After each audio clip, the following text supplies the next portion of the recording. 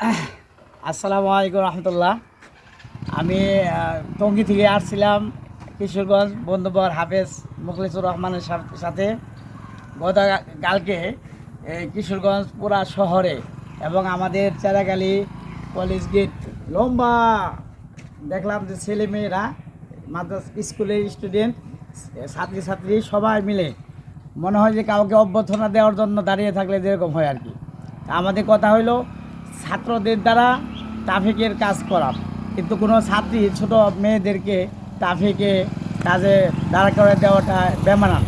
কারণ আল্লাহ তাআলা কোরআনে বলছেন অকন্যা ফি বুয়ুতি কুন্না ওরা তাবাররুজাল জাহিলিয়াতিল উলা, যে তোমরা ঘরে অবস্থান করো। ঠিক আছে, ঘরে থেকে বাইরে স্কুলে রইলো, স্কুলে গেলো, তো স্কুল ঘরে রাখেন, স্কুল ঘরে ঘরে পুরা রাস্তায় পাঠিয়ে দিতেছেন। কারণে যারা দায়িত্বশীল আছেন ছাত্র পরিষদের এবং ছাত্র আন্দোলনের দায়িত্বশীলদেরকে বলবো, ভাই একটা স্ট্যান্ডে ট্রাফিক 2-3 জন বড় জোর 5-6 জন প্রয়োজন পড়ে।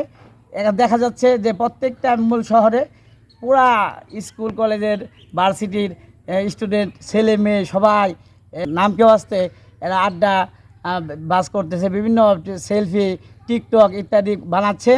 এতে যাত্রী যারা বয়োজ্যেষ্ঠ মুরব্বী এরা মানে কিছু বলতেও পারে না, সইতেও পারে এই অবস্থা।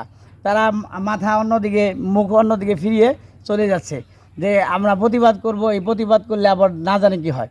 তো এইটা আমাদের কাছে অবশ্যই সংশোধনযোগ্য। আপনারা ছেলেদেরকে কাজে লাগান, মেয়েরা যেন রাস্তায় না থাকে, মেয়েরা যেন রাস্তায় না থাকে, ছেলেরা কথা ছেলেদের দ্বারা কাজ করেন। আর বিশেষ ক্ষেত্রে যুদ্ধক্ষেত্রেও মেয়েদের দ্বারা সরাসরি যুদ্ধ পরিচালনা নিষেধ। তারপরেও তো আন্দোলন শেষ, এখন আপনার সাধারণ ক্ষেত্রে এই মেয়েদের প্রয়োজন পড়ে না। এ কারণে সবার বাড়িতে ছোট মেয়ে আছে, বোন আছে, মা আছে, তাদের ইজ্জত আবরু হেফাজতের জন্য এটা করা দরকার। আপনার ফেসবুকে দেখলাম খবরে যে অনেক মেয়ে অপহরণ হচ্ছে, অনেক ছেলেদের সাথে অবাধে মেলামেশা কথাবার্তা বিভিন্ন জায়গায় ঘুরতেছে ফিরতেছে। এই অবস্থাটা যেন পরিবর্তন হয়।